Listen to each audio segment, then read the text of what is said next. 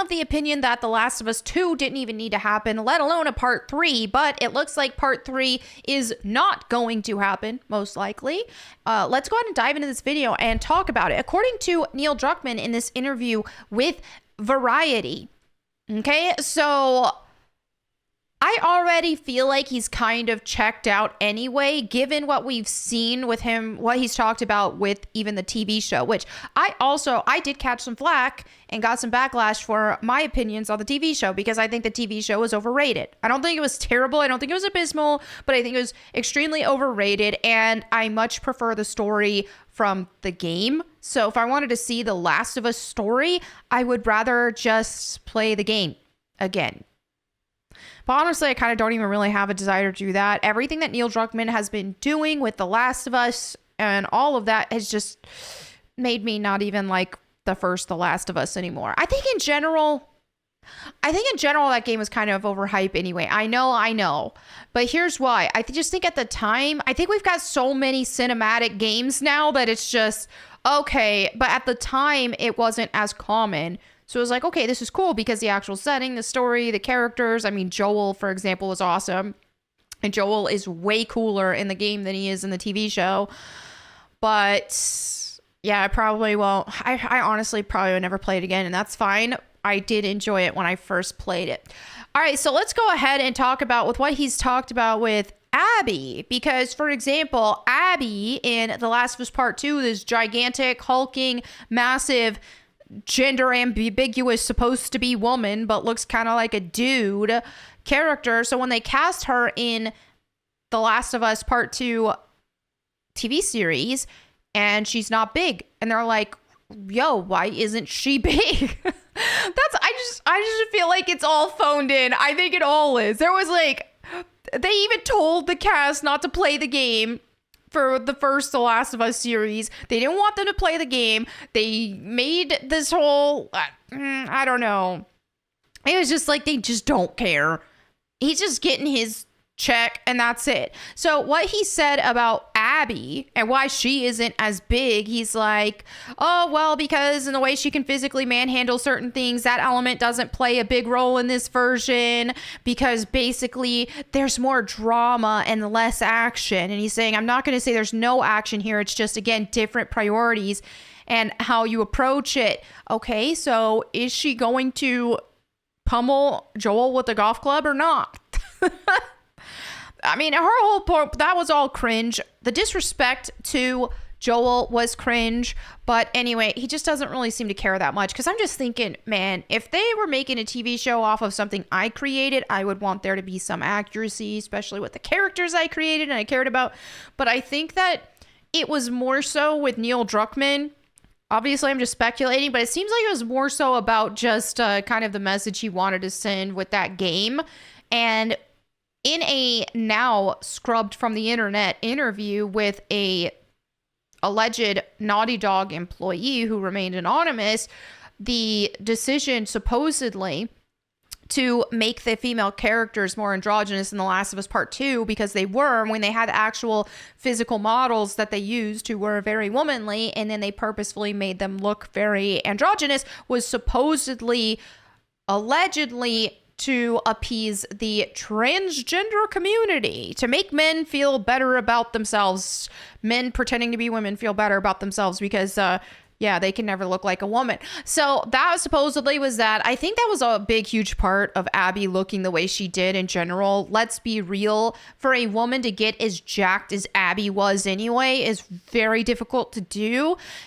Usually they got to be juicing, steroids, and even when they do, they still look more womanly than she did. So that's kind of insane. But I think in especially a post-apocalyptic situation, the amount of food that you have to eat to maintain that kind of mass, even just that alone, is just not practical to have, especially a female character looking like that. But I digress anyway. It's kind of beside the point.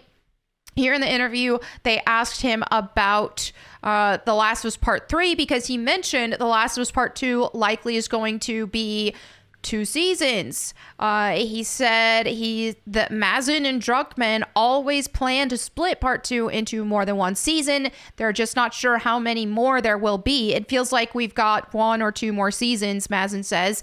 It's getting harder to make because every episode gets big. You don't want to wait 4 years for a 17 episode finish or whatever it is. So then, of course, then they asked about The Last of Us Part 3, and Druckmann said, I was waiting for this question, and he was sighing, and he says, and then he says, I guess the only thing I would say is don't bet on there being more The Last of Us. This could be it. Seems like he's over it, right? And here's my thing. I mean, it kind of seems that way anyway, because he already has expressed in previous interviews talking about like Elden Ring, how that sort of gameplay was really appealing to him and how he kind of wanted to take a similar approach, if I'm remembering that interview correctly. And that's honestly kind of based, because I do think games like The Last of Us are too cinematic. I'm not even kind of. I'm very over the overly cinematic games. I have been for a while. They were kind of cool when they first started happening in the newer phases of like, think PS3, even in some like PS2. Look at Uncharted, for example. It was kind of neat at the time, but man, I've been ready for video games to just be video games again. I'm just over it with the over cinematic stories. And it looks like Neil Druckmann kind of is too, because he's got his like intergalactic, the Heretic Prophet game that he's been working on, which I will admit looks like it's probably going to be woke trash. The gameplay might be good. It seems like he's probably going to take some sort of like Souls like Elden Ring open world inspiration, which would definitely be very different than The Last of Us. But it's just, here's the thing. I just think with this new project, he's probably going to be a lot more focused on this, and he's just over it with The Last of Us. Give him his money. The fans don't like it.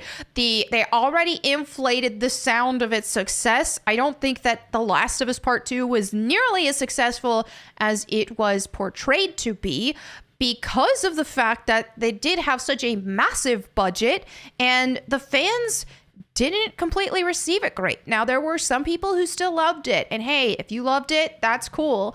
But as somebody who played the first The Last of Us game, I just had no desire to play Part 2, and I didn't. And I plan on never doing so. Let's hope that doesn't happen. I don't know in what situation I would play that game.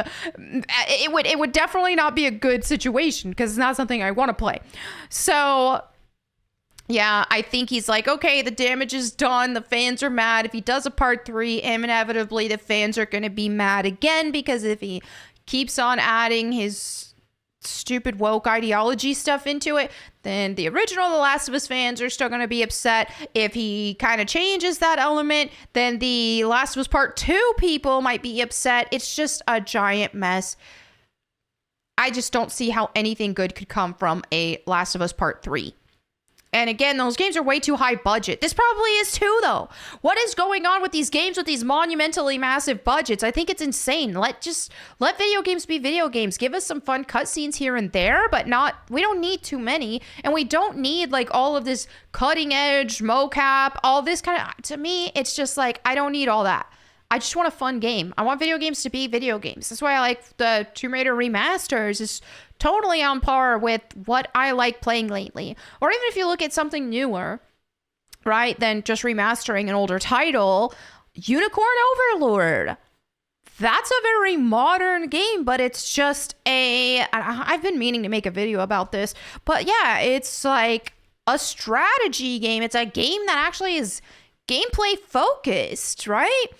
That's the kind of games I like to see. Now, this, I think, is probably...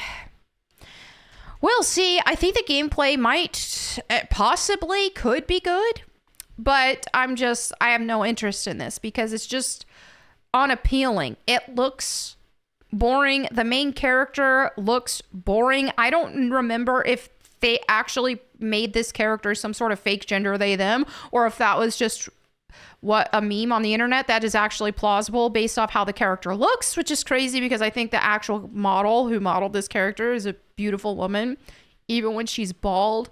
But they definitely like made her more masculine in the game versus what the actual model looks like and carries herself and all that kind of stuff. I don't know, maybe not anymore. Maybe that actress got all woke and is identifying as a zebra or something. I don't know. But anyway, there you have it for this video. Let me know what you guys think in the comments below. Thank you so much for hanging out with me today. As always, if you want me to read the Bible to you, you can check out my Bible channel at Bible Time with Melanie Mac. Thank you all again. I'll catch you next time. And in the meantime, go boom.